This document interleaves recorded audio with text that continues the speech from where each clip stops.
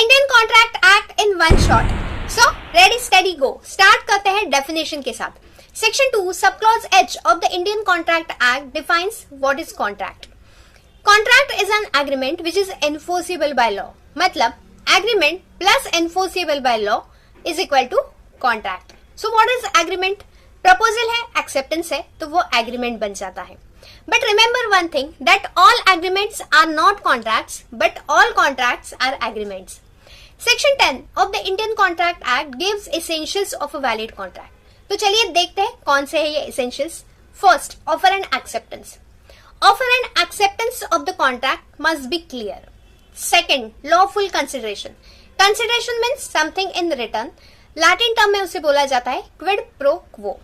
उसके बाद आता है competent parties. All parties to the contract should be competent. मतलब हर एक पार्टी जो है वो major, sound mind and not disqualified by law होना जरूरी है। उसके बाद है free consent. What is free consent? Consent which is not caused by coercion, undue influence, fraud, misrepresentation and mistake. उसके बाद है lawful object. Object of the contract should not be illegal और इमोरल। उसके बाद टॉपिक है discharge of contract. A contract may be discharged or terminated by performance.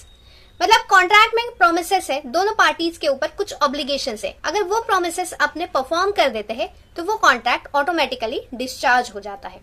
Second है by mutual agreement. Contract की जो दोनों पार्टीज है, दोनों पार्टीज ने म्यूचुअली एग्री किया कि हम लोग ये कॉन्ट्रैक्ट टर्मिनेट करेंगे, तो वो कॉन्ट्रैक्ट टर्मिनेट हो सकता है। थर्ड है बाय लैप्स ऑफ टाइम। एक कॉन्ट्रैक्ट है, वो कॉन्ट्रैक्ट स्पेसिफिक टाइम पीरियड के लिए किया गया है। मान लीजिए कि 6 मंथ्स के लिए किया है, तो आफ्टर 6 मंथ्स वो कॉन्ट्रैक्ट टर्मिनेट हो जाता है या फिर डिस्चार्ज हो जाता है। उसके बाद है बाय इम्पॉसिबिलिटी ऑफ परफॉर्मेंस। मतलब कुछ सिचुएशंस ऐसे क्रिएट हो जाते हैं कि वो कॉन्ट्रैक्ट परफॉर्म करना इम्पॉसिबल हो जाता है। जैसे कि सब्जेक्ट मैटर जो है कॉन्ट्रैक्ट का वो डिस्ट्रॉय हो गया, तो वो कॉन्ट्रैक्ट परफॉर्म करना इम्पॉसिबल हो जाता है। तो यहां पर कहा जाता है कि वो कॉन्ट्रैक्ट डिस्चार्ज हो गया या फिर टर्मिनेट हो गया। उसके बाद है ब्रीच ऑफ कॉन्ट्रैक्ट। कॉन्ट्रैक्ट की पार्टीज के ऊपर कुछ ऑब्लिगेशंस रहते हैं। अगर वो ऑब्लिगेशंस अपने परफॉर्म नहीं करते हैं, अपने प्रोमिसेस परफॉर्म नहीं करते हैं, तो वहां पर ब्रीच ऑफ कॉन्ट्रैक्ट कहा जाता है। वो कॉन्ट्रैक्ट डिस्चार्ज हो जाता है, टर्मिनेट हो जाता है। So what are the remedies for breach of contract? First है डैमेजेस, सेकंड है स्पेसिफिक परफॉर्मेंस एंड थर्ड है इंजंक्शन।